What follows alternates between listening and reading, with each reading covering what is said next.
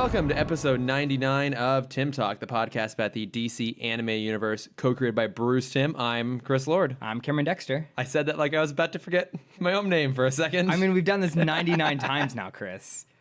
The 100th is when we just wipe our memories clean. If my Adobe programs have taught me anything, once you hit a certain number, you just gotta wipe all that data. It's like that's what episode 100 is for us. Is we're gonna go back to episode 1. It's the Y2K version of podcast numbering. Yep. We're fucked. Yeah. Yeah. Well, we're still figuring out what to do for episode 100 because it is a milestone. If you have any suggestions, but no, legitimately, if you guys have some thoughts, because like the bit of the pickle we find ourselves in is we've actually done well more than 100 episodes with all these bonus things, but we still have to actually like do the subject matter for it to count as the 100th episode. Yeah, this is the 100th canonical episode. Yeah, so we need to think of something else to do within that. So if you have ideas, send them our way. Yeah, because we are uncreative. Very much so. That's why we're just doing a podcast about someone else's good work. We depend on you. Yes. But we are basically going to do no news in lieu of having a separate conversation. But there was one piece of news we absolutely had to talk about. Yes. Which somehow Cameron had escaped It completely missed me. Which is shocking to me. I also posted it on like Twitter and Facebook for the podcast. Oh, sorry. I think I follow our goes to show podcast. how involved you are. Hey, I was on the Instagram for a minute. You were. I actually got thrown because I thought someone was sending us stuff off their story, and then I realized that you were at the Warner Brothers thing. I was. I got so confused by that. But no, well done, Cameron. Well done for putting in minimal effort. Yeah. Well, they wouldn't let me take pictures inside. Oh. To fill people in who don't follow us on Instagram. Which why? Why wouldn't you? Chris had a great time at LA Comic-Con. I did. And since I was feeling I missed out on all the Batman fun, I went to the Warner Brothers haunted houses they set up. This is the second year they've been doing it. Yeah. It's super chill. I really loved it. But one of their mazes was Arkham Asylum. Is it every year's at Arkham Asylum or just this year? This year they had Arkham Asylum. Is it worth try and get down there in time? Last night was the last night. Fuck! Sorry. But it was awesome. Like the maze was so cool. I hate haunted houses. Yes, you do. But I had the biggest smile on my face the whole time for that one. So you walk in and it's the Batman episode where he's on trial. Oh God. Isn't it called Trial? Yeah, the trial. There you go. The BTOS episode? Mm-hmm. Oh, okay. Yeah, so Joker is playing the not sheriff, the judge. Oh my God, this is gonna. It's been a long day. This is gonna be a long description. All right, continue, so he's please. sentencing all of us to Arkham. Jesus Christ. And it's cool. And so you see like Riddler is in there and Harley's in there. Riddler almost took my friend's head off by accident because he has his cane and he's kind of swinging it through the bars. Oh, okay. And there's like a small hole in the wall when you're turning a corner, and so he throws his cane through the hole. And I guess like either he wasn't paying attention or my friend was walking faster than he was expecting and was like inches away from just knocking her out. Oh, shit. Yeah, a little too close for comfort. Usually these mazes are better than that. Did he break character and be like, oh my God, I'm so sorry? No, but he like chuckled. He's like, better watch out, honey. But it was cool. The maze was really cool. Oh, I'm so sad I missed this. Mm-hmm. God damn it. Yeah. I have no fun ever. Potentially next year. There are rumors that this was the last year they're doing it because like no one was there. Damn it! It was like, if anyone is in LA and has done the Universal one. Because you mentioned like the Haunted Nights thing. I thought you meant maybe Universal, one of those. I didn't realize you were going to Warner Brothers. If you had, I would have been like, what the fuck? I must go as well. Mm-hmm. It's so different from how Universal does it. Yeah, 'cause that's actually like really horror themed. Where I feel like this was maybe more cinema. It's the same vibe, but have you done the Universal one? I actually haven't, no. Okay, so when you walk around, there's people everywhere in the walkway kind of trying to scare you and yell at you, and they have chainsaws, and there's just music. Like, it's sensory overload wherever you are in the park. Yeah. And especially once you get inside the mazes after the 2-hour wait, because it's unbelievably long. Mm-hmm.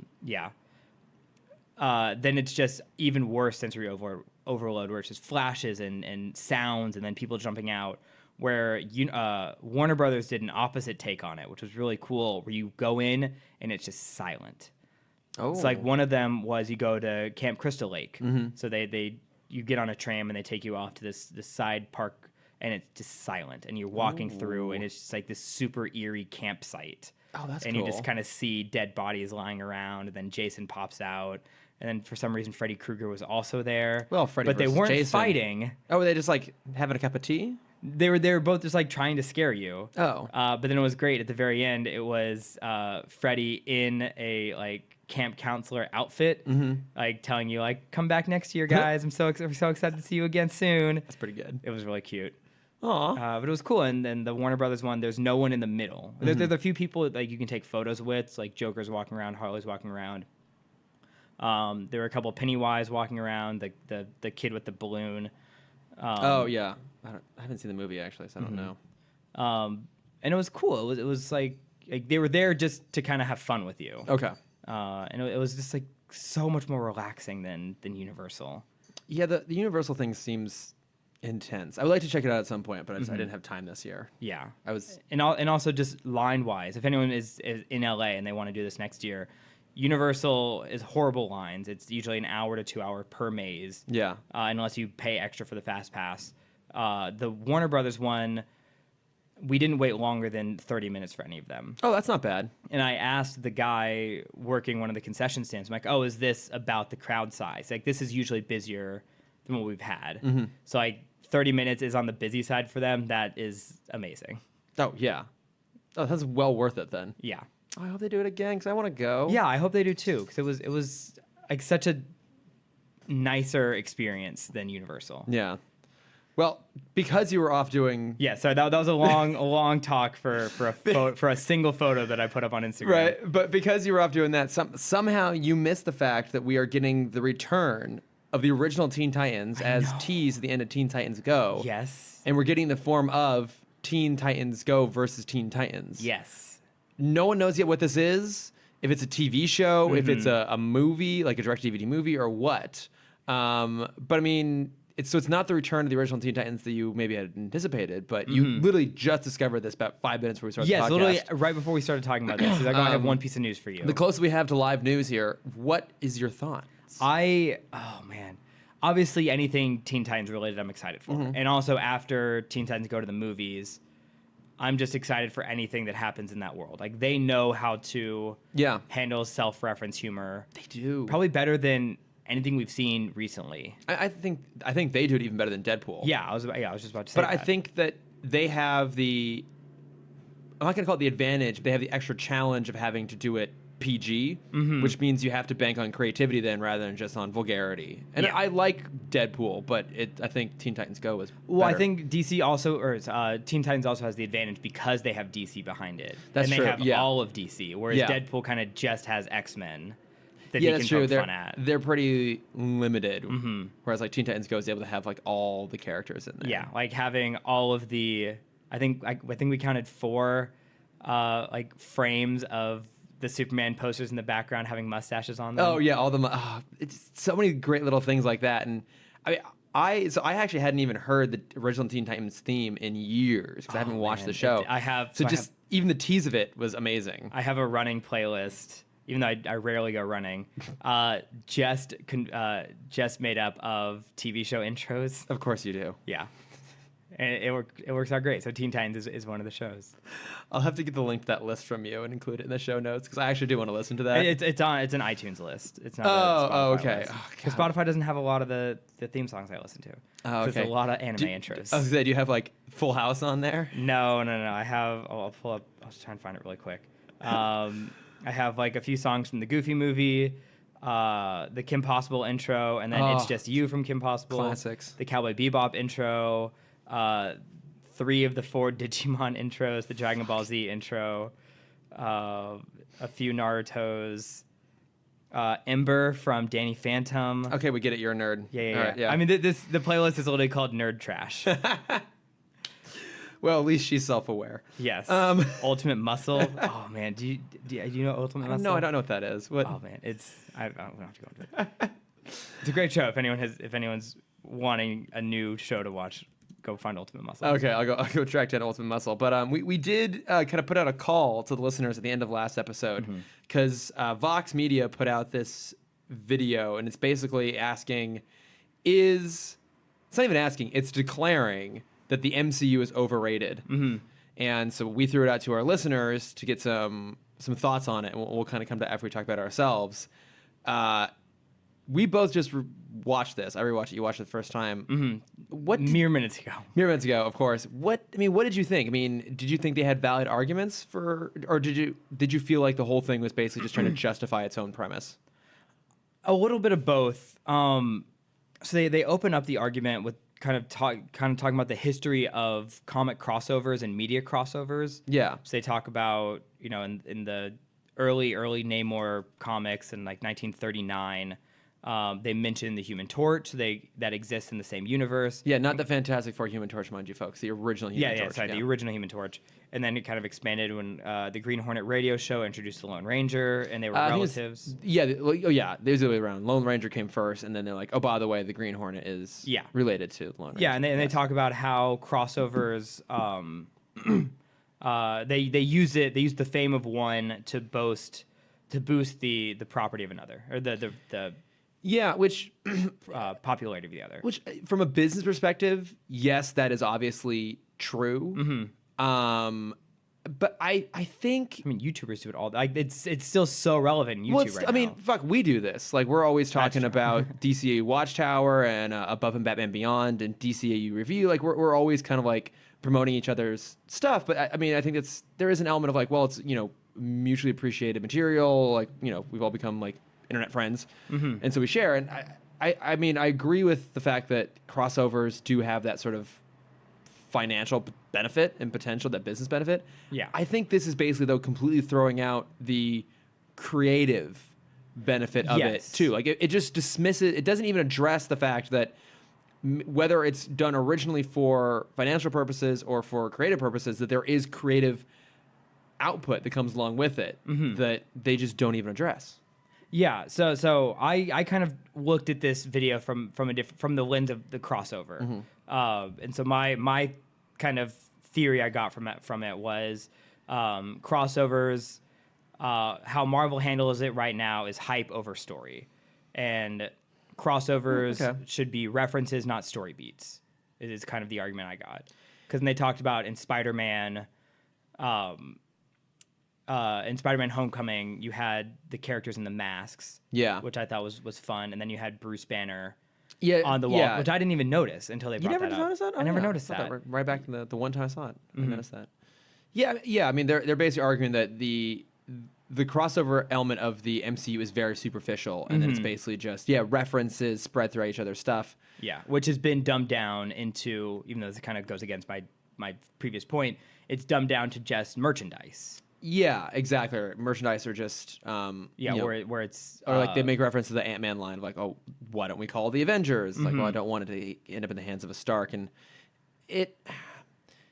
I agree with some of their drawbacks that you at a certain point have to shoehorn in justification for why people aren't there. Yeah, you know, like I remember watching Winter Soldier and thinking, well, why isn't Tony here?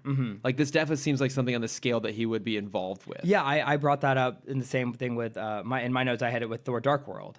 Like, this is literally a world-ending device. Yeah, well, and the thing is, in a major city, right? And I think Marvel learned from that, though, because then you watch how they approached all of their future films, and they were smart about where the conflict is happening, so that wasn't an issue, and they're also smart about like the scale. Like, I thought the reference in Ant-Man was fine because Ant-Man is on a much smaller, no pun intended, scale. Well, I was thinking when they had Falcon in it. Yeah, but they still addressed it. Yeah, so like he's going to an Avengers facility. Obviously, there's going to be someone there to be in his way. Yeah, and so Falcon being there made sense. And I think the MCU has evolved in terms of how they do this. Like, now it's not just cameos, but they're actually giving characters moments to do something in each of those movies. Like, I think Thor Ragnarok's a great example of that.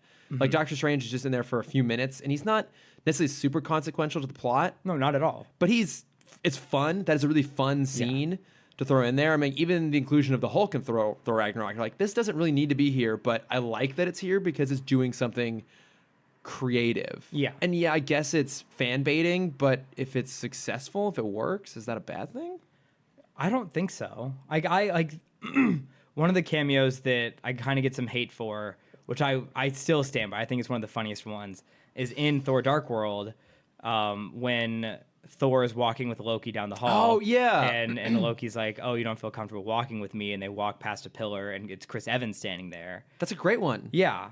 Like, I love that. And a lot of people are just like, that's dumb, that's unnecessary. And I'm like, but that's the point. That's like, it doesn't matter, but it's for us. It is, and that is a funny sequence, and it's also a good excuse to like just have a very playful moment and to have Chris Evans playing Captain America as if Loki were playing him. Yeah. It's a whole convoluted mess, but it's like, I don't know, I thought that was quite fun, actually. And then I mean, I know I took this kind of on a different page, so I'll do one more point on my side of the argument.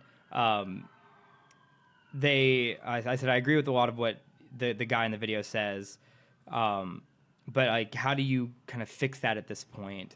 And then especially with Captain Marvel coming out, where you can't really have those references because it's set in the 90s. Yeah, it's like we're getting Coulson, we're getting Fury.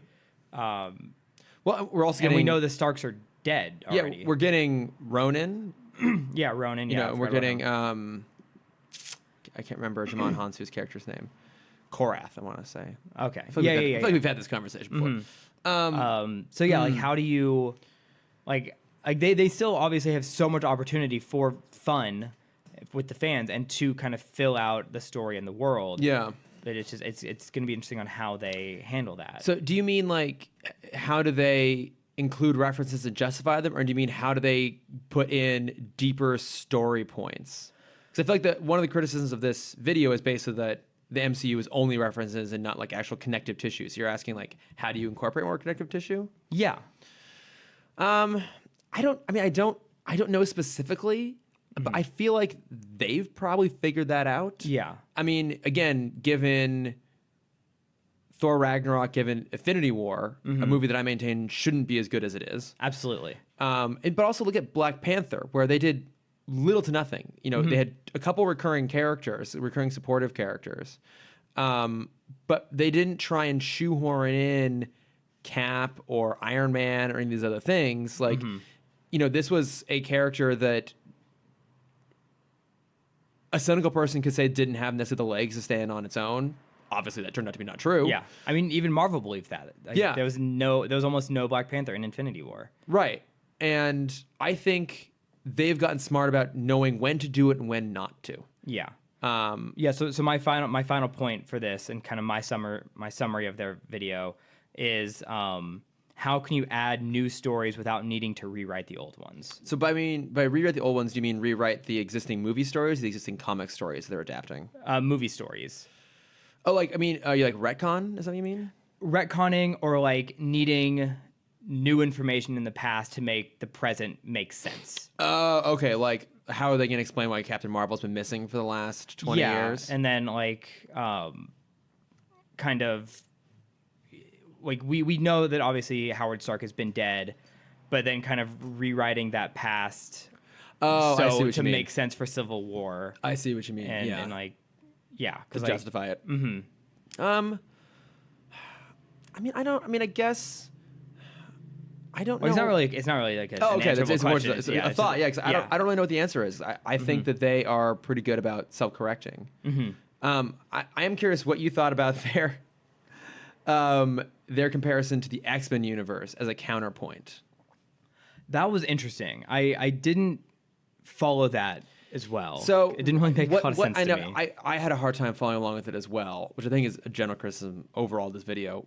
But basically what they're saying is in X-Men, there is a narrative through line amongst all the movies, which is that because mutants exist, not only are there two sides that characters are forced to choose between, but it asks the audience to think about where they would fall as well. Like, in the sense that there is moral gray areas in all those movies. Like, depending on your perspective, you could see how Eric's justified, or you could see how Charles justified. You're actually kind of, especially in like First Class, designed for both of them to be justified in their reasoning. Yeah. And so I guess that's what it was saying. Is like, that is a more interesting universe in the sense that there is a thematic core that doesn't necessarily carry through all of the Marvel films, which I will actually agree with them on that. Yes. Oh yeah, I agree with that. In that sense, it's a deeper world. And I think that honestly has less to do with the quality of the movies, which is spotty, although the good ones are great. But I think that has more to do with better source material. Yeah, I was just gonna bring that up. They have it's a smaller world that they're pulling from, where the MCU is the universe. Yeah. X-Men is X-Men. And I think that X-Men has always had that advantage of being just a more interesting concept, and I think having deeper social roots as well. I mean, it's always basically been an allegory for civil rights.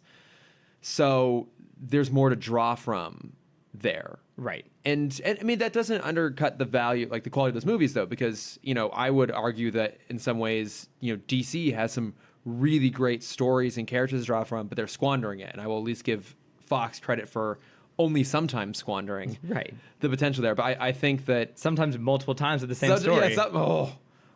Yeah. But no, I think that comes a lot down to the source material. And I also, like, there just was some weird things they're trying to go for, like at the end making the comment about, like, oh, when's Disney going to shove a Star Wars Marvel like spin like crossover down our throats? I'm like, that seemed a little extreme. You're making a hyperbolic point to justify your premise, but it's not an actual argument. Like, no one's suggesting that actually is a thing except for Patton Oswalt, and that was just a filibuster. Yeah, but I would also watch Patton Oswalt's movie. Oh yeah, I mean, but it would have to be it was made. Yeah, it'd have to be made by Patton Oswalt. Like, yeah. I don't actually want it coming from Disney. I would love to see like the fan version of that. I want it to just be like a crude animatic where he's doing all the voices. He wrote the whole thing himself. Yeah. No, I think that'd be fun. But no, I mean, I got what this video was trying to do, but I felt like overall it was mostly just trying to like, they were like, well, everyone has said that the MCU is overrated, so we have to come up with a reason why. And I just didn't think it quite worked. Because I compared this a lot to, I don't think it was Vox. I think it might have been Nerdwriter did a video on a similar point of why the MCU music is so boring. Oh yeah, and it just kind of it's a little more bland. And I think there is something to that blandness, and I want to get to that with a note, a message from one of our listeners. But so I'll start. Segue. I'm going to start out with Gordon Wills, who wrote into us, and he was kind of more along with us, and he says, "Hey guys, I watched the Vox MCU video. I don't think I really agree with them." So he's on our camp, kind of. They spent most of their time talking about Marvel Comics for one. They even focus on a crossover from the 30s that probably really has nothing to do with the Marvel Universe that Stan Lee and Jack Kirby kicked off. I would also agree with that.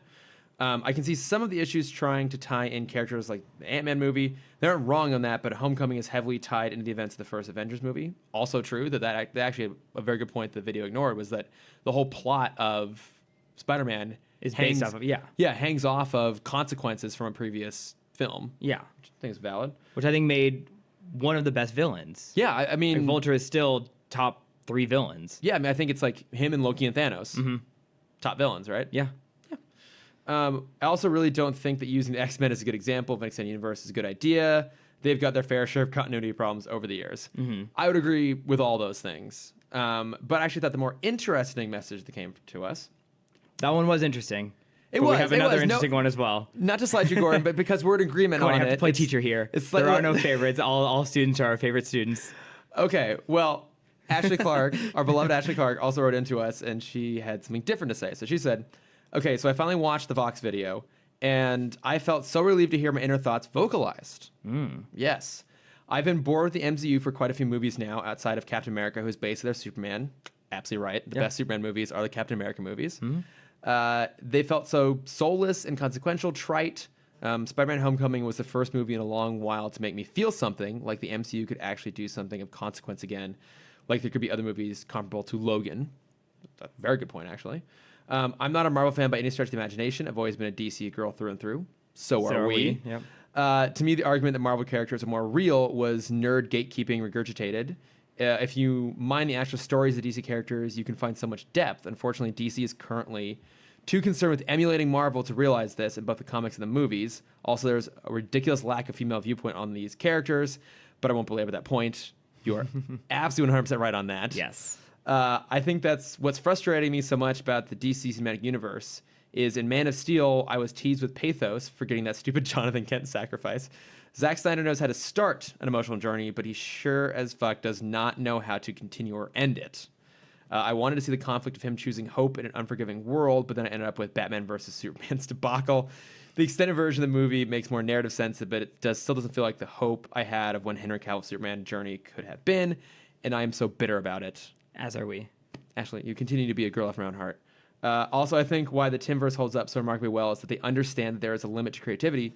Shows didn't last a bajillion seasons. They told their story, they told it well, and they'll probably be held up as the standard for DC for years to come. Although she's still better about Bruce Selena. Even Diana Bruce would have been interesting if it upheld. Please don't feel the need to acknowledge all this in your notes, which we did anyways because it's a lovely note.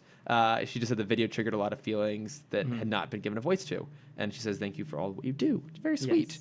Yes. There's a point in that, sorry to cut you off already. How dare you? Right when the video opens, they brought up comparing it to other fantasy worlds. Yeah. And I think the biggest difference is those stories end.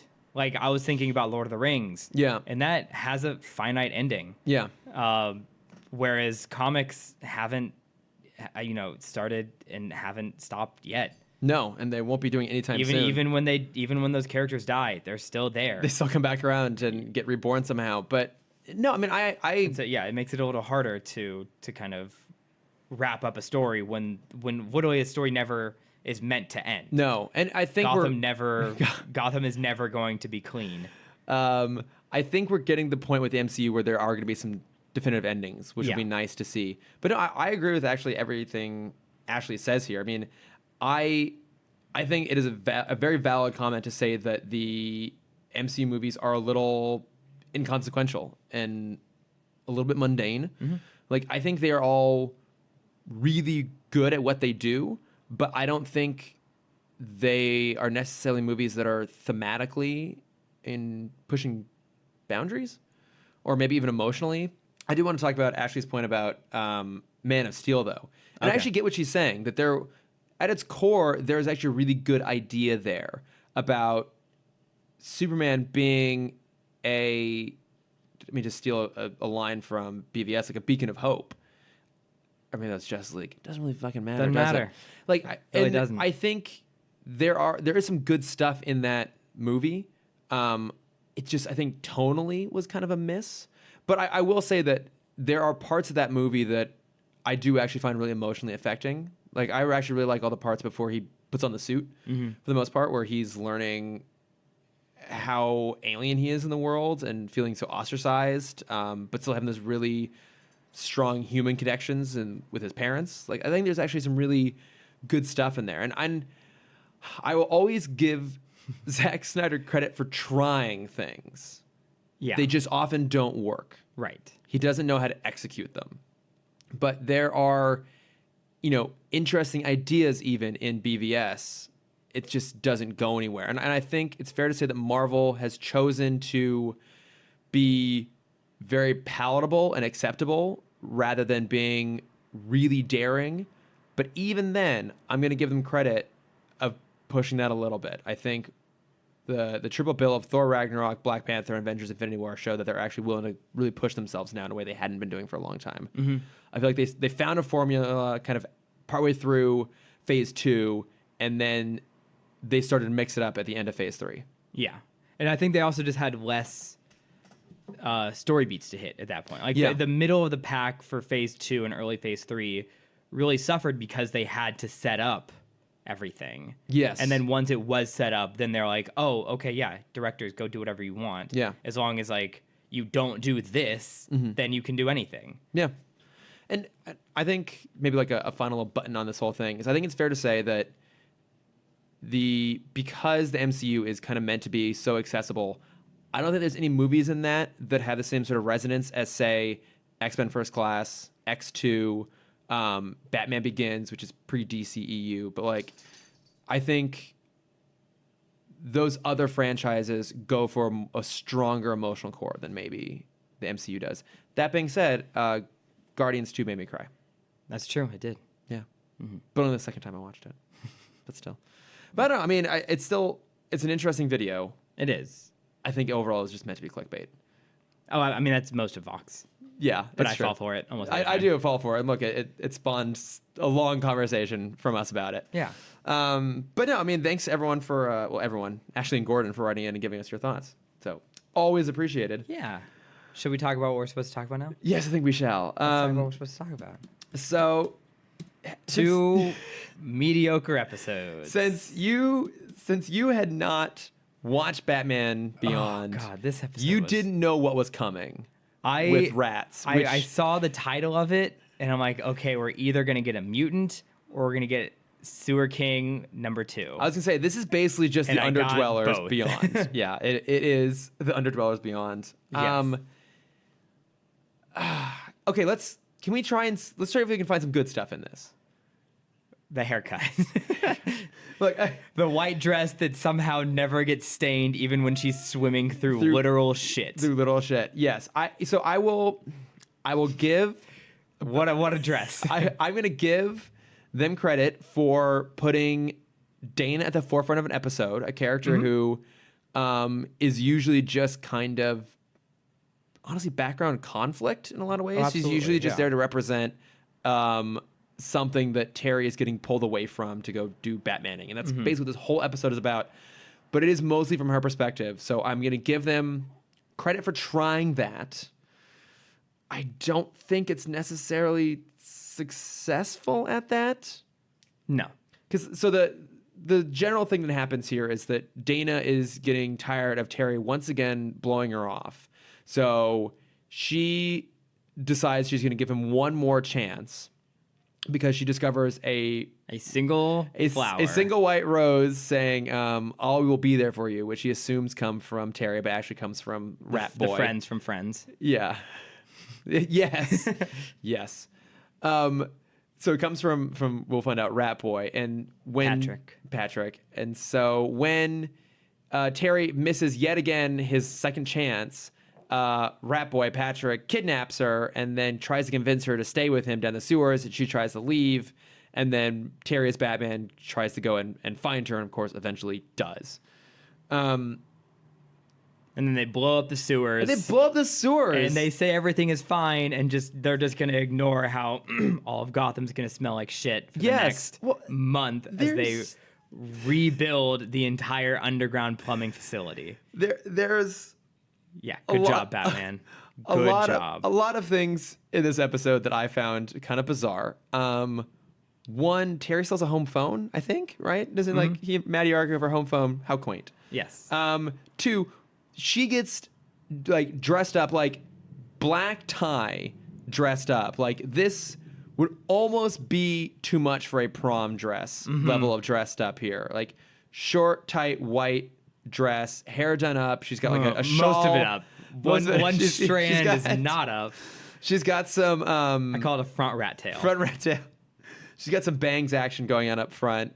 Single bang. To really sell. I mean, she looks a lot like Darla from Superman, the Toyman robot.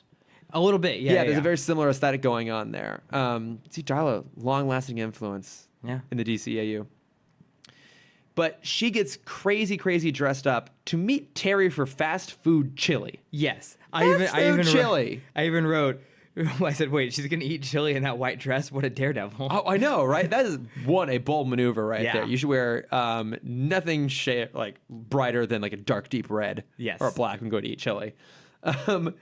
So what a romantic spot. Because everyone eats chili so it's such a classic romance food. Yeah, I mean, it basically looks like the outside of a Der Wiener Schnitzel. Yeah. I mean, can we get a different reference? What? What is a Dorito Schnitzel? No, Wiener Schnitzel. Oh. But sorry, I call it Der Wiener Schnitzel because, like, I guess when it originally... DER, yeah. Like, der, like in German, Der Wiener Schnitzel. I heard it as, like, Dorito. Like, the Dorito Schnitzel. Like the Frito-Lay Doritos. It's a pork chop breaded with Doritos. I mean, I'd eat that. Yeah, now that I say that exists, I'm sure somewhere in the universe, probably somewhere in Texas. Somewhere in the Midwest. Or Texas, actually. More likely Texas. Probably some state fair food. Yeah, but it is just this like really like schlocky fast food restaurant. So she gets kidnapped and taken down to the sewers, and then like she tries to be nice, obviously, because Dana is one, a good person, and 2, not an idiot. Yeah, she knows that like kindness is probably going to get her further than being aggressive. But as soon as it's clear that Patrick's not going to let her leave, she decides to like venture out on her own. And like, I mean, what did you think about that sequence of her like trying to escape into the sewers on her own? It was. I enjoyed it. It was I did too, it was actually. nice. I mean, there was no dialogue. It was just, it's all visual and like it looks really good too all the way through. Yeah, and like I often wonder how complex our sewer system is. If it is just this labyrinth, I'm gonna guess no. I don't think it's quite that bad. But this is also the future. It is, yeah. And there's some weird pipes in the middle of walkways and stuff. But like I give it. Well, I mean, she wasn't on a walkway ever. She was just walking on pipes. Yeah, that was a strange way to start things off, admittedly. But like, I mean, it's So her. we had our Chekhov's nuclear waste pile. We did. Thank God. Chekhov's vat of nuclear waste. Thank God that came back around. Otherwise, what? And the Chekhov's hockey stick. Yeah. As well too. Those things both came back around. But I liked that it was giving her own agency. I mean, but it also felt like it was playing off of cliches. So it's like, oh, she's with this beautiful dress, and like, of course, she wouldn't want to get it like ruined. It basically undercutting her glamour in ways to try and escape. And I don't know if that is that progressive. Like, I don't really know. I don't know. Again, I'm male. Yeah. And I'm gay, so I'm not really having a lot of conversations with women about this, to be perfectly honest. But it just seemed like it was playing off of tropes. Like, so she has to get dirty and like swim through shit. There's rats everywhere, which freak her out. And like, the whole episode is kind of her being a damsel in distress, and they occasionally give her the credit for not being one. Like, when she tries to leave on her own, or at one point she basically saves Batman by lighting a hockey stick on fire. Yeah. Well, I mean, that's one of the points I wanted to bring up is we just had an episode where Max wanted to be more into the team. Yeah. And we just had her not really holding her own, but not being a damsel in distress. I mean, she kind of is. Except for the times they are. Like, yeah. But like, she has more substance to like to do something. Like, yeah. Like we kind of get reasoning behind her choices, where Dana just like, oh, he gave me a flower. Yeah. I guess I'm putting out tonight. Yeah, I mean, that's like the really obvious implication of the literally whole thing. After just be like, almost like near breaking up with him. Yeah, like, you shitty man, but it's funny to give me a flower. I mean, like, that's, like, it's kind of one of the interesting things about this episode. It's about shitty men. Yeah. Like, it's about Terry being shitty to Dana despite his positive intent. It's also about Patrick being really creepy and possessive of her, again, despite, from his point of view, coming from a good place, even though he's completely misguided. Yeah, he, from his perspective, he's, because we see he has like a collection of kind of the lost toys. He's a pack rat. Shut up. No, that's even in the episode. Is it? Okay. But that's not my pun. I mean, I wrote that note down to make it my pun, but the episode beat me to it. Okay. Yeah, he says he takes unwanted things, and so he saw Dana being mistreated by Terry, including that little monkey killed the weasel singing monkey in a bellhop's outfit from Superman, the animated series. Oh yeah. With Bobo, right? I think Bobo. Yeah, I forget the little monkey's name. I don't remember either. Doesn't matter. It's a good callback though. Yeah. Yeah. So like from his perspective, he's trying to save her from being forgotten. Yes. But it just turns into kind of an obsessive lust. Yeah, and then I mean, it's about even with that hairstyle. It's. I'm not gonna let it go. I know you're not. It's so ugly. I'll be sure to post a photo of it specifically. Let's get some feedback from people if they think it's quite as bad as you say it is. There was so one of the reasons I hate it so much is there was a YouTube video. I'm glad to see you so passionate about years this. ago, early days of YouTube, where it was a guy's dating video, and it was this a little overweight guy, jet black hair. I think he had like a katana on, because why not? And he had that long front strand of greased black hair. Yeah. And he's talking about the kind of women that he's into and the kind of women that he wants to date. And every time I saw Dana saw her face, all I could see was this YouTube guy. And I'm like, oh God. It's that bad. It's that bad. But so the more sophisticated point I was trying to make, Cameron. There wasn't anything for this episode. No, but it was like, it's about shitty men and it's about Dana pushing back against that.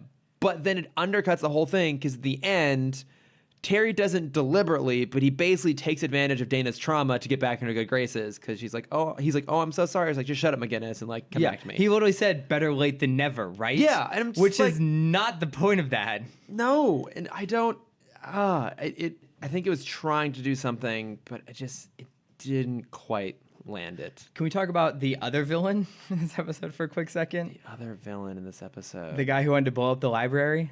Oh, Mad Stan. Mad Stan. Oh, you don't know Mad Stan. Excuse me. I don't know Mad Stan. So, yeah, Mad Stan is a He's recurring villain. fascinating. Yeah, Mad Stan's a recurring villain, and he's kind of always plopped in like this to just be a background villain. I love him. I love him so much. He's great. He's insane. He's mad. Yeah. And he's supposed to blow everything up. But he had a good argument. I'm not going to lie. Like, it's still very relevant to today. It was actually very apropos, like the information overload. Yeah, he wanted to blow up the library because there's too much information in the world. Yeah. And I wrote, good thought, bad execution. Yeah, he is. I mean, he's weirdly prescient. Yeah, but I mean, I really enjoyed that fight. I think that's kind of the highlight of this episode.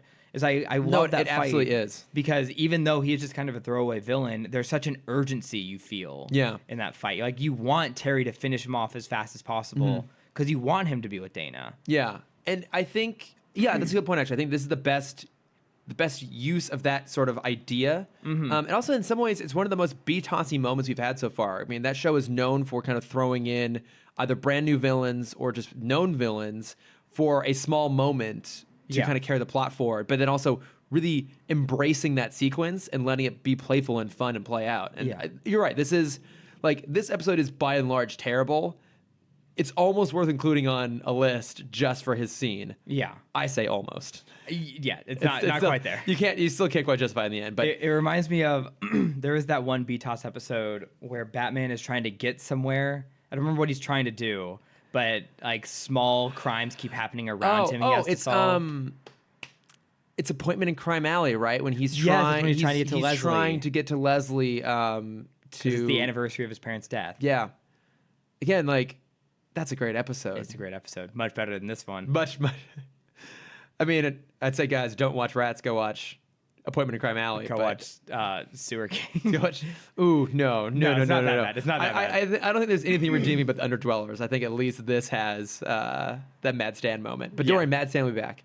Oh, good. I'm excited. Yeah, I like him a lot. Yeah, Mad Stan's coming back. Oh, and so what does he have powers? Because Bruce threw out this line where he said once he starts ranting, he's unstoppable. I think he's just crazy. I think he's just really, really crazy and just like won't let anything get in his way.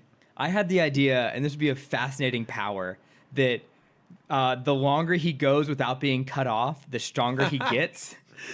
Like, just the more consistently he talks, the more his like power builds up. And so the only way to defeat him is Terry pulls out like an air horn. Yeah, to get him to shut up. Yeah, just to get him to stop talking. I just like make him stutter. Yeah, and then he loses all his power and gets punched out. It's Bane, but with words. Yeah, like Juggernaut. Yeah. You can't stop me once I've started talking. Let me tell you about my problem with the power system. The Filibuster is the villain. Yeah. The Filibuster. Yes. Guys, you heard it here first. That's our new villain. The Filibuster. Jesus Christ, that's amazing.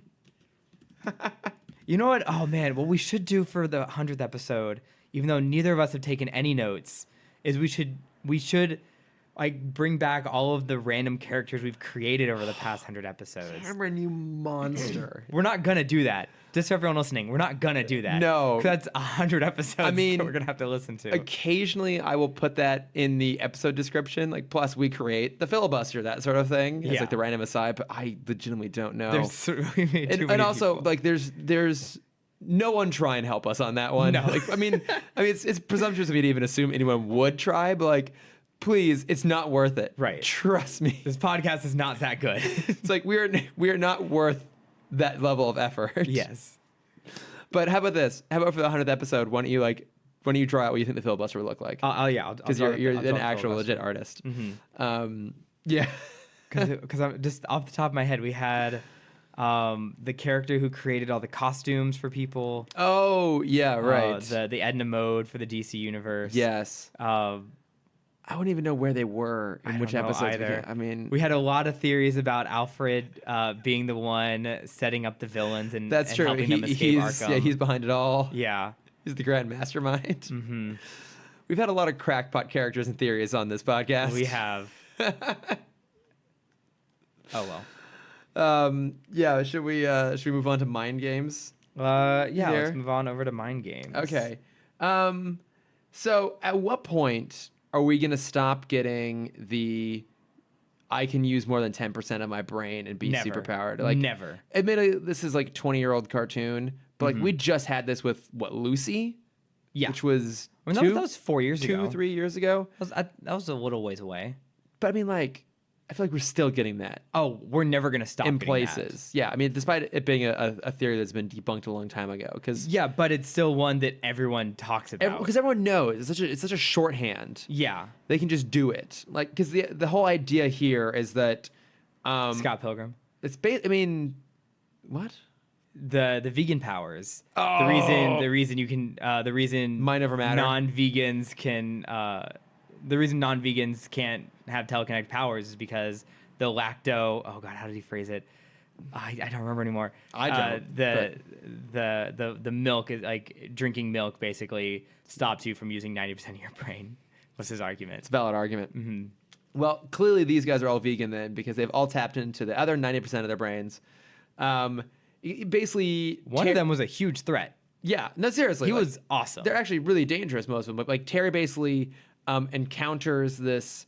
He like saves his runaway car when he's out on patrol, and it's these two weird people carrying around, like transporting this little girl.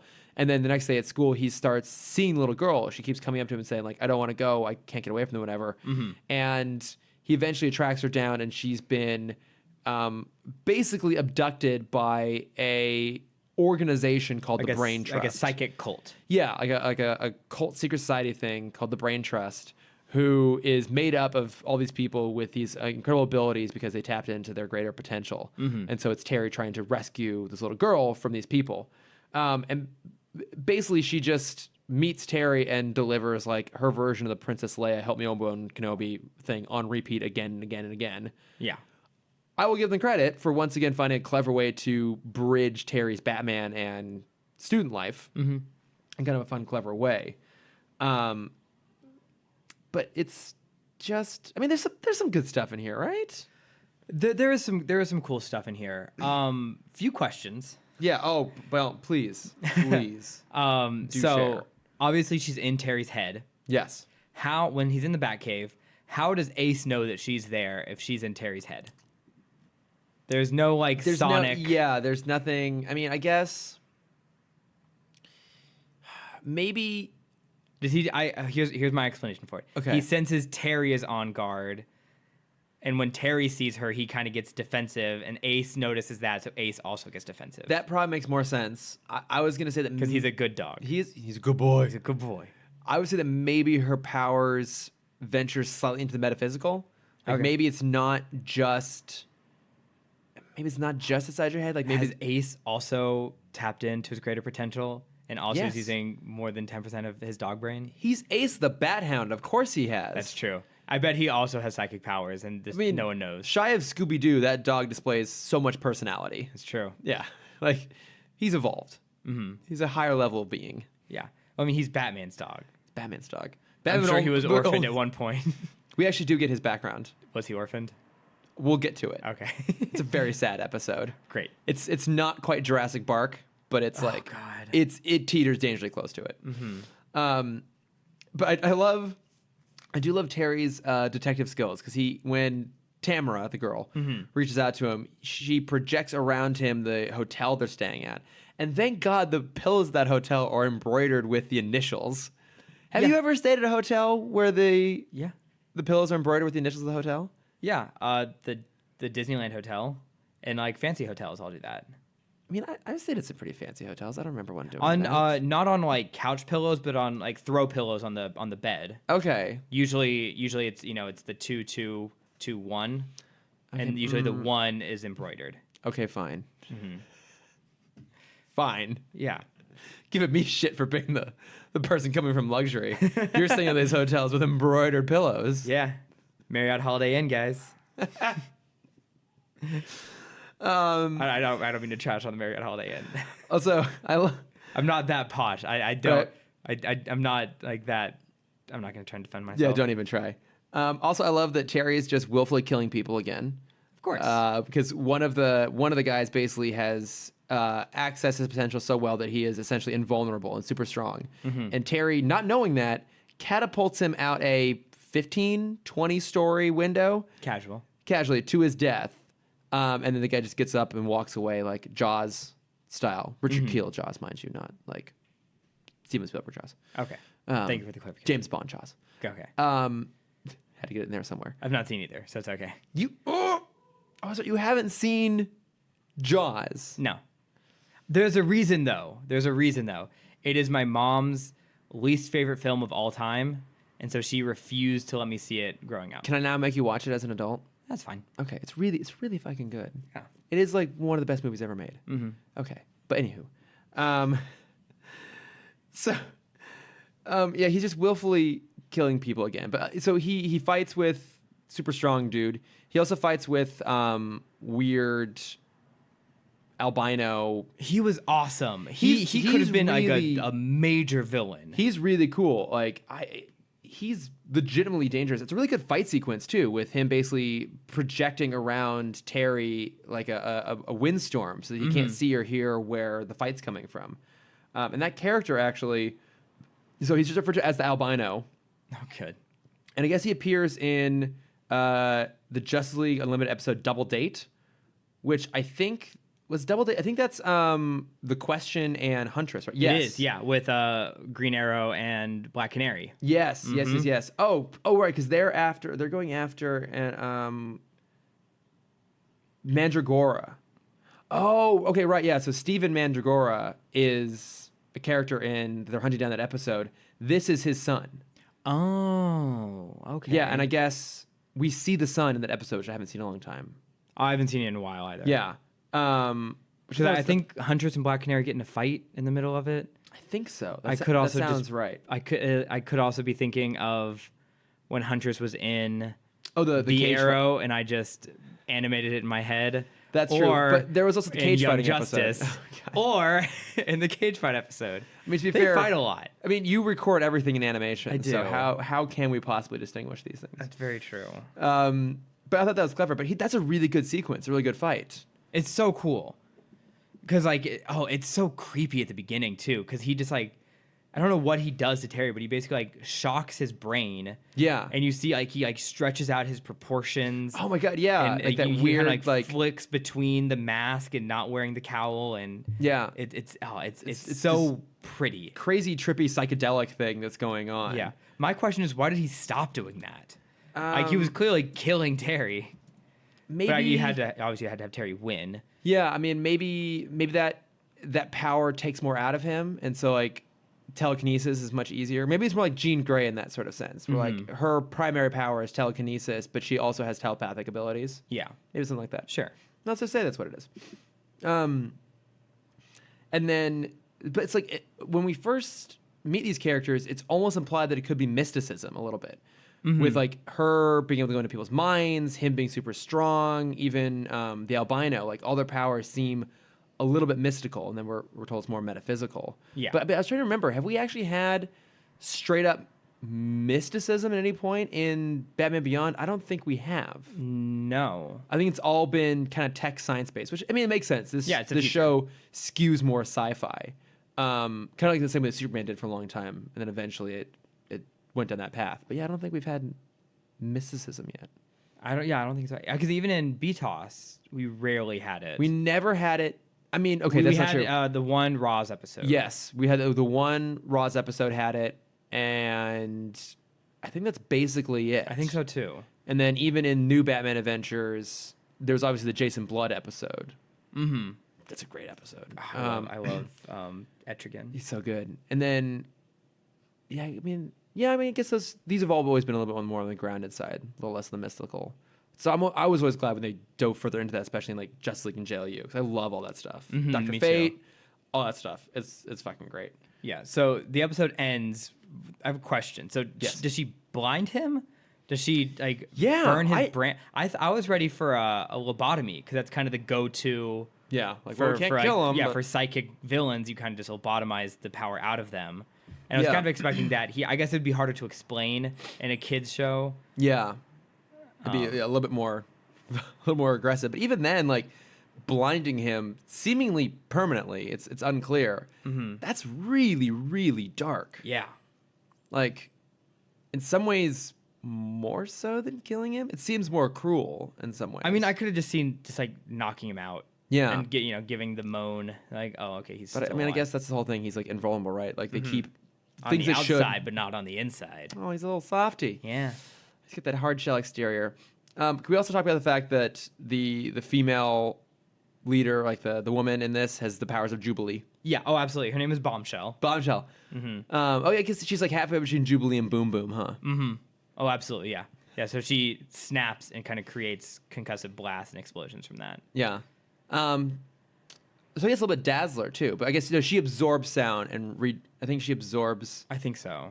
Yeah, I think she just changes one form of like sonic kinetic energy into other kinds of kinetic energy. But I don't know. I mean, it's fine. I think there's some fun stuff in here. I think there's a Teen Titans episode that this reminded me a lot of. Okay, something about this felt familiar too. Yeah, what was the Teen it was Titans an episode thing? called Hide and Seek from season 5. Yeah, Okay. season 5 because they're running away from Brother Blood, where Raven has to babysit 3 kids who recently found out they have powers. And they all have kind of very different powers. So it's Melvin, Timmy Tantrum, and Teether. Melvin has the power to kind of manifest her imagination, and she mainly does that through creating a giant teddy bear, a super strong teddy bear. Okay. And I love him so much. His name is Bobby. Timmy Tantrum can create sonic blast with his tantrum, with his voice. Okay. And Teether is a baby who can chew through anything and create projectiles from that. That's amazing. Yeah, and I love them so much. And it's such a great episode. Yeah.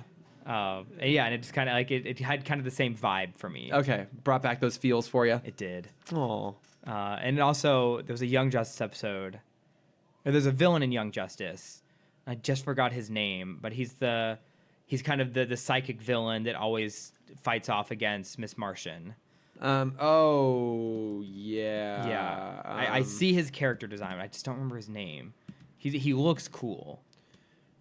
Young Justice psychic villain. Oh, Simon. Yeah. PSI. Mhm. Simon. Oh, Simon. Simon. Mm-hmm. Yeah, because Simon says he always says that. Oh, Right so, before. yeah. Simon says sleep. Simon. Mm-hmm. Oh yeah, I need to rewatch Young Justice. Yeah, I'm so excited for that. I know. Just a few more weeks. So close. So close. I know. Well, speaking of Young Titans. Justice and the Titans, should we discuss Titans episode 3? Which I think is this finally Holy like the shit. dividing episode for us? I texted Chris after I watched this episode where I said everything positive I've ever said about this episode, ever said about the show, I take back with this epised. Okay, give it to me.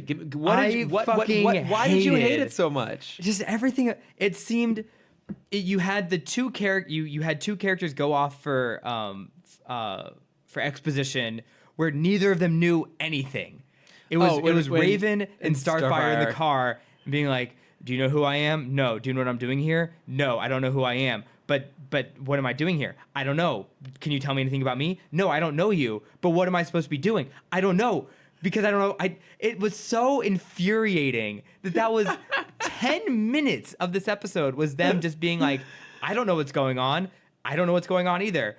There's a guy that does know some answers, but let's not talk to him.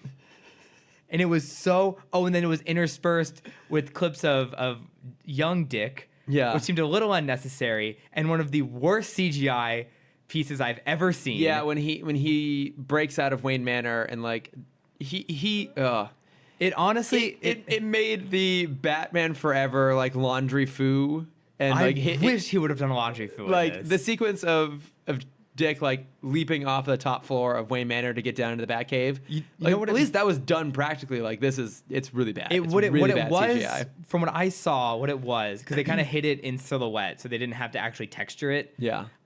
All I saw was them taking a character model from Planet of the Apes, something that was already animated, Yeah. and then just put a tree that fit the animation on top of it, and then just painted the model black. You're not far off because the CGI double is also like a lot thicker. Yes, than the kid. It was so bad. I will agree with you. I don't really know what the points of those flashbacks were. I'm not sure. None of it was explained.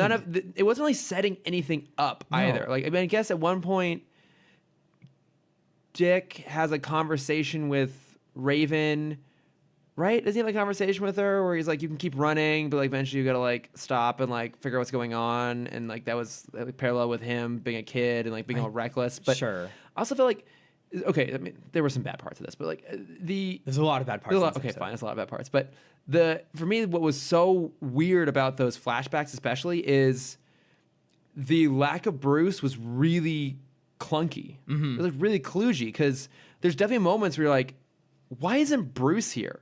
Like, why is Dick spending all of his time talking to like his social worker when he just took one of Bruce's cars out for a joyride and Bruce isn't there to say anything about it? And also like the ending of that when Dick just finds that letter being like, I can help you channel that rage, something more creative, and Bruce is staying behind in the background. Why isn't that not an in-person conversation?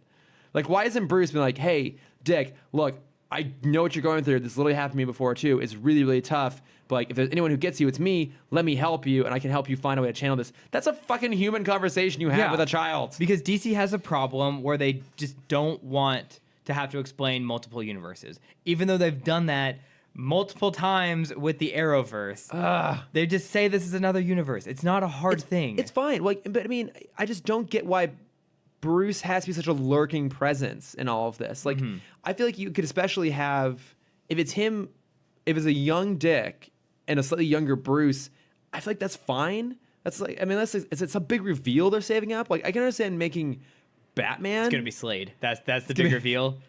It wasn't Batman. It's been Slade. It's been Slade the whole I don't think they said. time. I mean, I guess they did say Batman at the very beginning. Okay, never mind. Yeah, but it really did weird. It seemed weird. What's Dick searching for, and why is he searching for it on a freeway in a stolen Porsche? Yeah.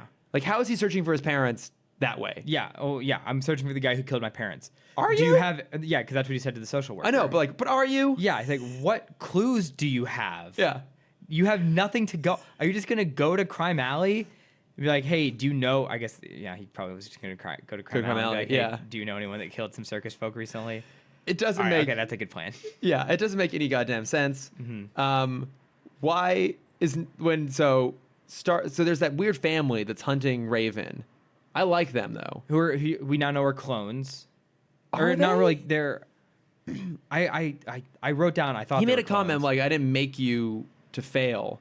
Yeah, But I kind of thought that could be brainwashing. yeah, I mean, I feel like that they've all had like some sort of work done, like physical, mental, like they've been like modified, but I think they're all human. Okay. I think. We did get a confirmation that Trigun is responsible for all this. Yes, yeah, we finally got confirmation that it's Raven's father. It has some big influence, and I think even at the end of the episode, like I think that the version from the mirror that's always talking to her, I'm assuming that's Trigun, and she let him out, right? Mm-hmm. Right. I think that's what happened in that moment. It's I'm in the so I don't know the comics well, but in the animated show, it was just her demonic side. Oh, okay. Yeah, so that's where she gets all of her powers, and so Got saying it, okay. Azarath, Metron, Zinthos is a way for her to control the demon Okay. through like in a calming way. So, Because that's all. Okay. There's a great and her power comes from her father, right? Like it's like it's channeled through him, or it's an extension of him. something like that. Okay. Yeah. There's a great Teen Titans episode in the first season where Raven and Starfire switch bodies. Oh yeah. And they talk about, and it's so interesting where they talk about how they control their powers. Because you kind of get that here, where Raven's like, oh yeah, I have such a dark thing inside of me, and Starfire at the same time is like, oh, I have such a light thing inside of me. Yeah, that's a good moment. Yeah, and that's mimicked so well in the animated version, where they're like, yeah, I have to keep my powers bottled up. I have to keep my emotions bottled up. Yeah. Because I can only use my powers when when I can clearly see what I'm supposed to do. Whereas Starfire has to use her emotions to power herself. That's right. It's like to fly, you have to think of a good memory. That's To right. use a bolt, you have to get angry. I forgot about that episode. It's such a good episode. Show's so good. Like, I mean, okay, so Because that's when Puppet King comes, and Puppet King's a great villain. oh, Puppet King. Like, I don't know. Like, I like. Starfire remembers her name. Sorry, one more point. Starfire remembers her name, but nothing else. It's well, I think she knows her name because it was on an ID somewhere. Okay. Is her name literally Coriander? Yeah. How have I never noticed that? Jesus Christ. Yeah. But yeah, we did get a confirmation. Trigun is Yes. like basically the family, that weird, creepy, like the Cleavers. Leave it to Cleavers. Well, the Beavers are called the Cleavers. Oh, damn it. But yeah, they're like the Cleavers. It works. That's actually probably where that came from. Yeah, probably. This show, not the original one, doesn't matter. But we got confirmation that they're agents of an organization that wants to unleash Trigon. Yes. To like purge the world. We got confirmation that Starfire is alien. Mm-hmm. She makes a comment about a terrestrial convent, like a convent, and then she speaks an alien language, she has alien writing on the wall. So like we know that she's an alien, and she's been hunting Raven for a while. Pretty much since she left the convent. Yeah, but I think. I guess a little. Oh yeah, after I mean longer than that. Mm-hmm. Yeah, I think. Yeah, I mean she's been hunting. Well, I mean like when she was a baby. Right. Yeah, it sounds like Starfire's been hunting her for at least a year, if not more. Mm-hmm. But we still don't know yet what gave her amnesia. We're still working on that. But the thing is, I still like. I know you hated this episode, and there's a lot of problems with it. There's a lot of problems. This was one of the worst paced episodes I think I've ever seen. It did have horrible pacing, mostly due to those bad flashbacks. And again, I mean, I love Dick Grayson as a character. You can see in my notes. When I saw that poem, I said, "Oh wow, are you fucking kidding me? Oh wow, yeah. What is the budget of this show?" Like, I think hopefully they're just saving all that money for Trigon. That's what I'm hoping. But yeah, at the same time, there was some stuff I liked in here. I did think it moved the story forward. I liked that it brought all the characters together for a moment. I don't know why Beast Boy was there though. Why was he there? Why wasn't he green? Just because I think they just needed to like, hey, they're all here. They're almost a team. It's so weird. Like, I think something is going to happen in that town. Yeah, but it seems weirdly coincidental that he would be there. But anyways, but I think what made me like this episode was Starfire. I continue to love every second she's on screen. Mm-hmm. She is. I enjoy her when she's able to talk to someone that knows something. That helps. And not talk to Raven and just be like, I don't know. What do you want to do? But, I don't know. What do you want to do? Like, I don't know. When they give her obligatory beat up the trash talking guy in a diner scene. Ooh, when the fork goes through the knuckles, I cringed. Yeah, but that was like good. That was one of the few times when like the over the top violence seemed characteristic and also. Yeah, because she doesn't care. She doesn't care. And also, like, that's really violent, but it's not, like, life-altering injury violent, which has been a lot of this stuff. Mm-hmm. But she's just so cool when she's on screen, and they always pair her with awesome disco music. So, I mean, the soundtrack to this show continues to baffle me, but everything they're playing for Starfire, I'm 100% on board for. Yeah.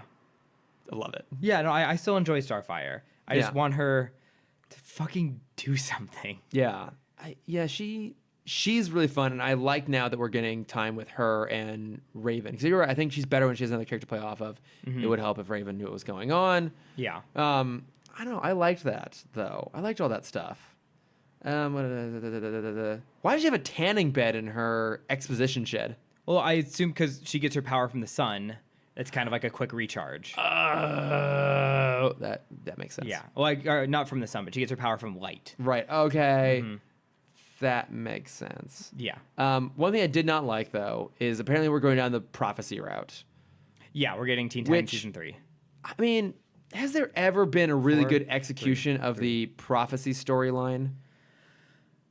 Like even it just seems like it's always used to try and justify stuff and like justify things having to happen because it's like destiny. It like more or less kind of works in Harry Potter, but even then I'm just like, oh, do we need a destiny? Do we need this? No well, it's also like such a weird spot to start for the team because there's so many other Teen Titans stories, and I guess like you like protecting her is a good reason to have a good reason for them to all come together. Is like because now Raven Beast Boy's kind of infatuated with her. Yeah. Even though they only were on screen for 2 minutes together, Robin kind of has this kind of moral code to keep her safe now. Starfire knows she's a connection to something about her past. Yeah. So they all like having her be the center point makes sense because she's the one that's going to bring them all together. It does. I mean, it would make sense. It would have to be something pretty huge in scale to actually bring all these characters together. But I think it also speaks to one of the big problems structurally of origin stories, which is that a lot of stuff has to happen because it has to happen, and then on top of it, it's also it's a sorry to cut you off for the 17th time today. It's It's the same idea that they can't tell a small story. Everything Yeah. has to be world ending. We're gonna have the suicide problem all over again. The Suicide Squad problem. What did I say? This is the suicide problem. They're all just gonna kill themselves, Chris. Yeah, it's just like a lot of stuff has to happen, and the threads are usually carried off of like mystery. Like it's often like, oh, how is this gonna all come together? Which is kind of an easy way to propel the narrative. And I think a lot of this is all hanging on the mystery of it, which I think is kind of working for me. I think it's working less so for you. And I don't think it's working in general, but it's just I'm just kind of okay with Like it. I want Raven to get control of her powers. Like that's Yeah. the story I want to see. Yeah, I think that's it. I just kind of wanted to get to the point where they are all together and have their powers and know each other and are a team. I don't necessarily need all this preamble. Yeah, because do you know what story they just could have done? Is fucking Avatar: The Last Airbender. Is Raven is the Avatar. Okay. She has her. So episode 3 of Avatar: The Last Airbender is when they go to the Southern Air Temple. Aang finds out that all of his friends are dead. So then he loses control, and the rest of the show is him trying to gain control. And he tries to take shortcuts. Having Raven try to take a shortcut to try and gain control, I think would be a really cool episode. Yeah. But then like you have your overarching villain.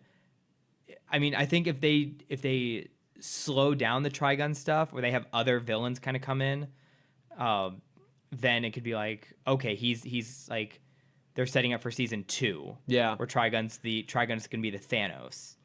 Maybe that's what this needs. Maybe this needs to be more episodic and less serialized. I think it could be. Yeah.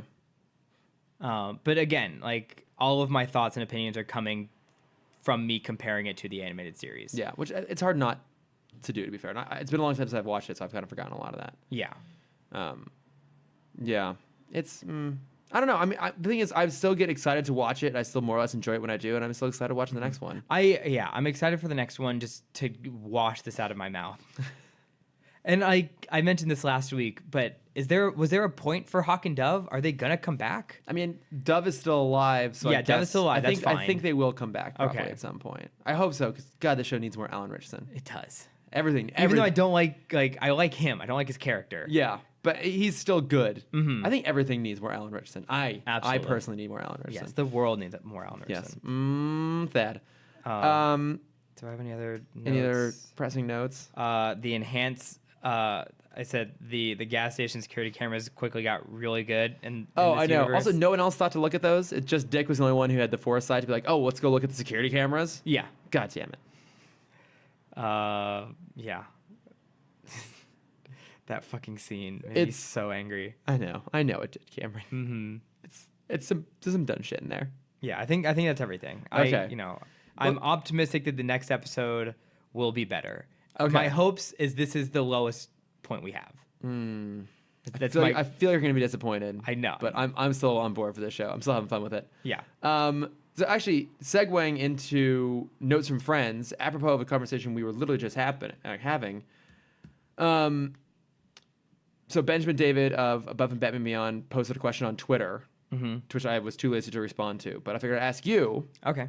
which is, he basically asked, in terms of the DCU, but maybe for you broadly speaking, do you prefer serialized storytelling or episodic? So serialized more like the latter parts of the DCAU, Justice League, JLU, compared to especially BTOS, which is very episodic. What do you tend to gravitate more towards? What do you like more? I'm gonna say the cheat answer of option C, where it's episode kind of 1 and 2 set up an overarching story for the season, where kind of the middle is more serialized, Yeah. but there's little snippets of a bigger story, and then it kind of the end comes to a grand finale. Yeah. In kind of the last 2 episodes. I also concur. I was thinking of Star Wars Rebels. Okay. The show that it's now done, but I quite liked it when it was airing, and especially given a kids show, there's a lot of fluff in the middle, a lot of filler episodes that don't really do anything and are pretty inconsequential. But I do like the stories where it's like, oh, we can have the fun kind of episode of the week when it's its own little adventure, but we are getting hints of a broader story. Yeah, because my example is like Chuck, if you remember. I never watched Chuck, actually. It's great. If you watch it, you'll understand me on a much deeper level. I'm sure I will. Because I based a lot of myself after Charles Bartowski. That's fine. If you were to watch Californication, you would. I did. You made me. I didn't make you. I never made you. Yeah. Would you understand me better now? A little bit. Yeah. Yeah, and Chuck, it's kind of like how I explained it. It's episode 1 sets up a villain. Episode 2 through 17 is a villain of the week, where, you know, every 4 you get the villain in the background of something. And then episode 18, 19, and 20, I'll deal with the villain. Yeah. Yeah, I think it's a general form that works pretty well. First season of Avatar was that. Yeah. I think it really does depend on the show. I think especially like cartoons, I think the episodic thing tends to work really well, but it also depends on the tone. Like if you're telling a broader story, you need that serialized element in there. Yeah, like Gravity Falls does it really well. Yeah. Where the first half is serial and the second half is episodic. Yeah.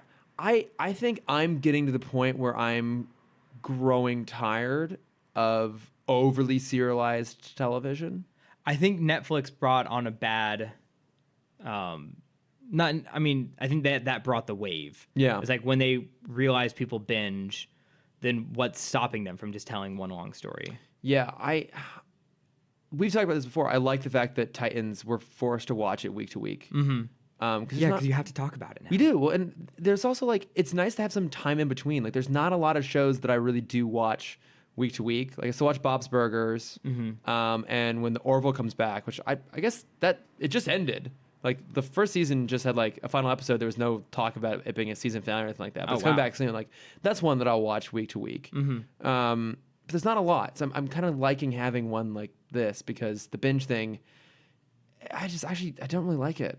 Is what I've come to realize. It takes away, because I've had this conversation with a lot of people. It takes away a lot of the personality, and I feel so much less connected to the show. Yeah, because like weirdly enough, yeah. My thing is a show that we both I think you watched it and both enjoyed is End of the Fucking World.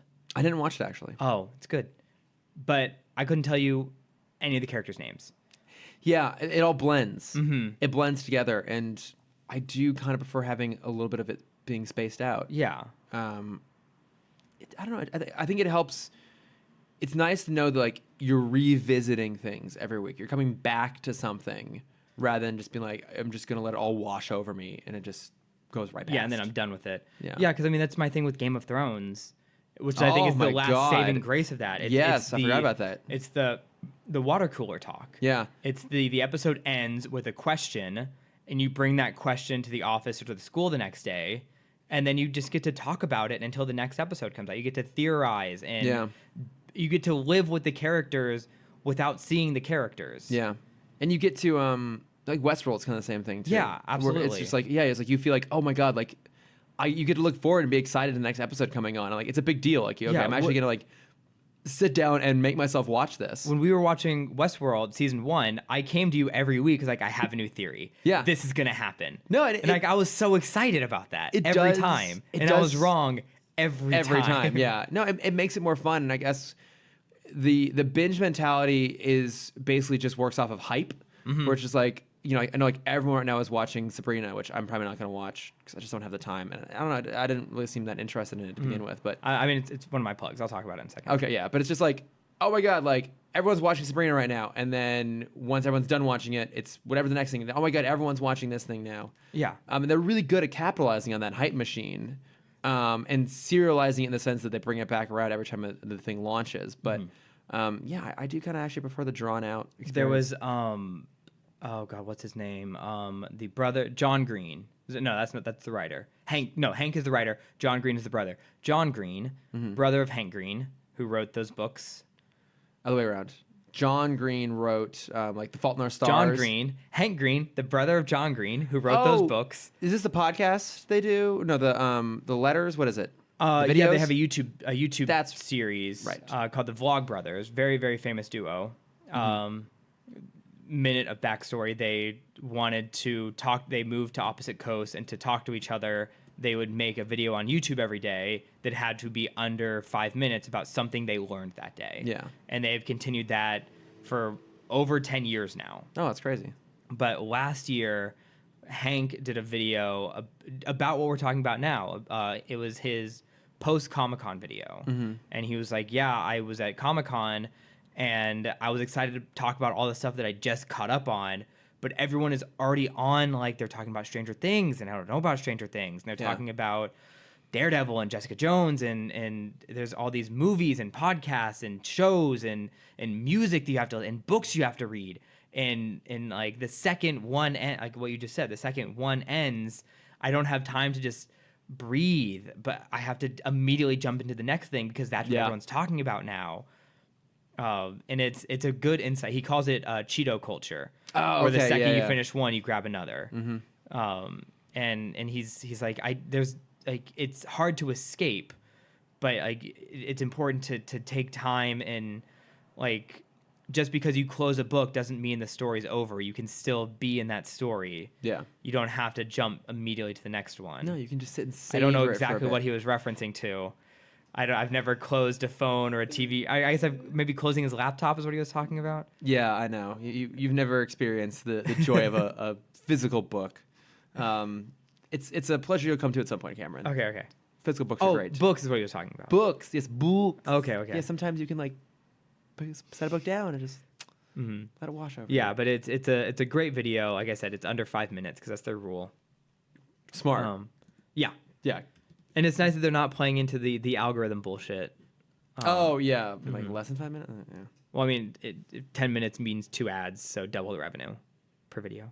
Oh, that's why they do that. That's why. Yeah. So if you watch any of Mr. Sunday Movies videos, he jokes about it a lot. Yeah. It's like, how do we get this over 10 minutes? It's because if you have 10 minutes, you automatically get 2 ads that go up during your video, so it's double the profit. And when it started, it was a big problem because you had daily videos. So like PewDiePie, who posts a video every day. Do you know PewDiePie? Yeah, I know. Okay. Number 1 YouTuber in the world. Not anymore. He got beat out by T-Series. Not going to go into that right now. Wasn't PewDiePie also disgraced for like yes. something? Yeah, he said the N-word on a stream. Ugh. Yeah. And then there was all the other stuff. Okay, I'm not going to go into it. Yeah.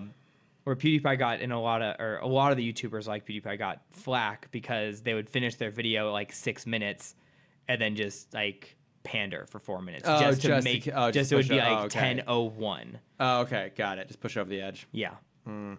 Thank God we don't do that. Nope. This is just natural long-windedness. There's no revenue to be gained from the fact we won't shut up. Yes. That being said, we say it's for you, the audience, but it's really us. because we don't know how to stop talking. No, we just like to keep talking. But I do a couple other quick notes from friends. Okay, right. One, good old Ashley Clark seems to disagree with my notion about the fact that man buns suck. Yeah, because you're wrong. No, they're terrible. And she threw out Aidan Turner as a counterpoint. Aidan Turner is a very, very handsome man. He was the hot hobbit in Hobbit. Okay. Or the hot dwarf, excuse me, in The Hobbit.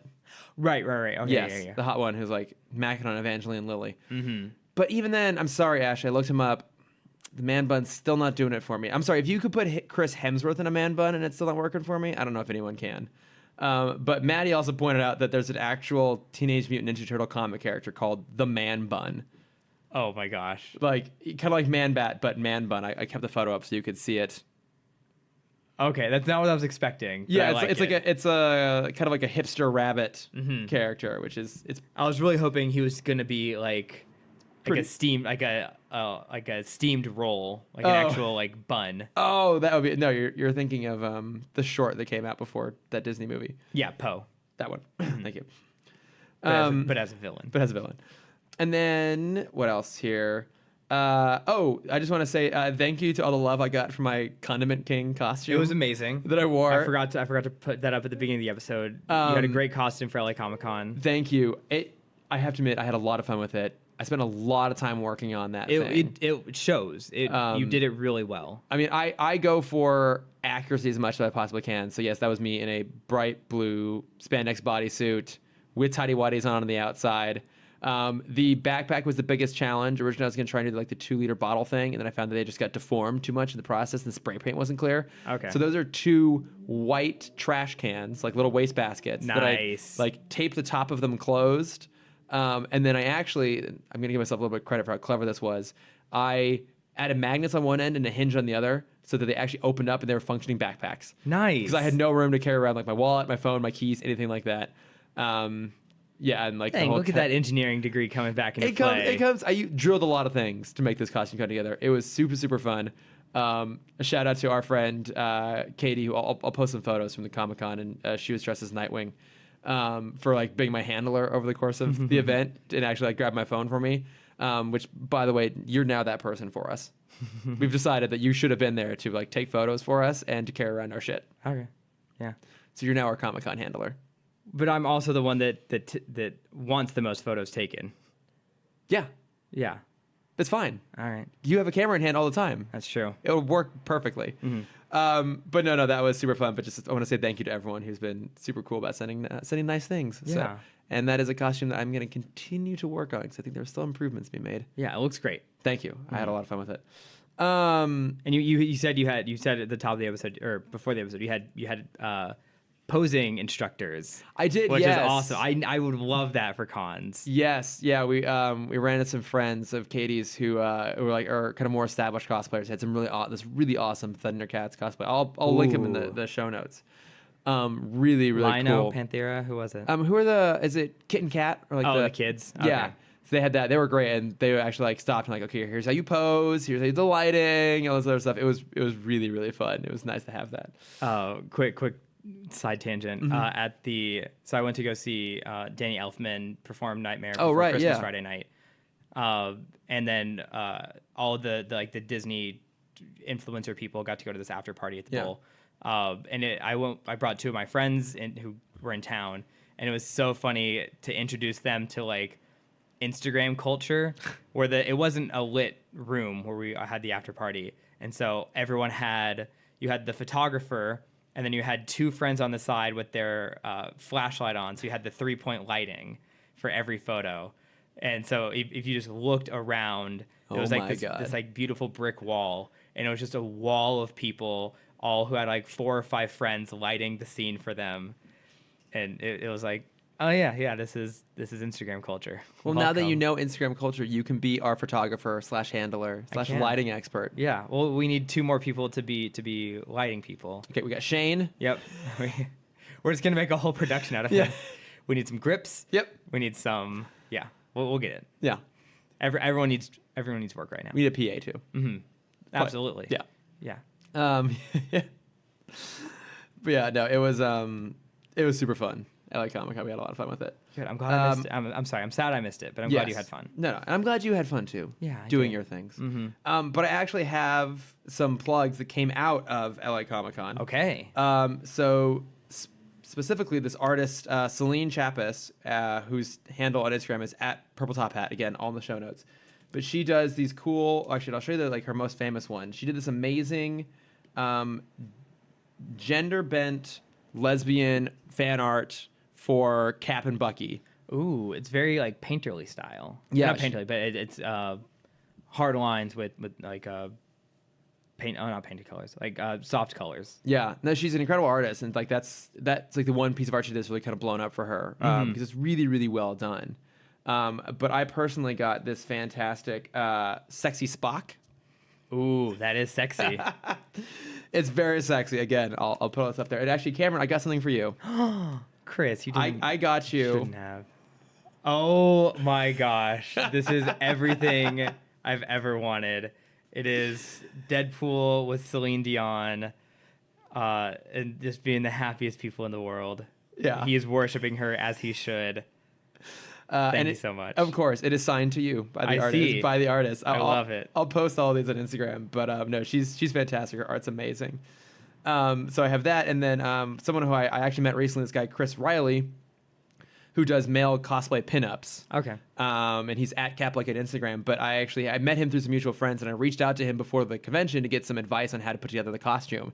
And he was really helpful, and I actually had a chance to meet him, and he's like a super sweet guy, and his male pinup cosplays are choice. Nice. Very, very hot. So go check that out as well. Yeah. If you are so inclined. But yeah, that's my stuff for this week Nice. in terms of plugs. Good plugs. So So as I said earlier, I have been watching Sabrina. Mm-hmm. It's so dark. It seems that amazes way, me yeah. that this is literally just a. It's just a not Satanism. What's the religion called that worships Satan? I don't know. Whatever. Sadism? No, that's a different thing. That's a very different thing. Well, it's just a satanic show. Like, Yeah. Literally, the whole thing is the first few episodes are Sabrina preparing for her dark baptism, where she is offering her body, mind, and soul to the devil. okay. It's like when I saw the trailer. So we saw the first trailer, and it's if you've only seen the trailers, because there were two, it's much closer to the tone of the first one. Okay. Because the second trailer made it look like it was more of a dark comedy. Yeah, it's And definitely did. There's very little comedic moments. Okay. But I'm enjoying it so far. It's a hard one. I will say it's a hard one to binge because Okay. it's so dark. Man. Like I'm on episode 5 right now.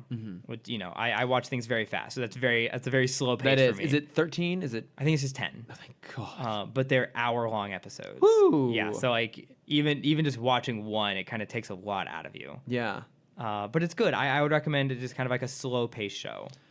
If you were a fan of the original Melissa Joan Hart show, I am a big fan because I know you are. I know Yes. you've been rewatching that. Yes. So, as someone who loves that show, as advice to other people who love that show, is it worth watching it as a fan, or do you have to go into this knowing that you have to expect nothing like it to be the same and have to appreciate it for what it is? The latter. Okay. The two biggest changes, Zelda, one of the ants, they pretty much made into a secondary villain, and I'm not a fan of that.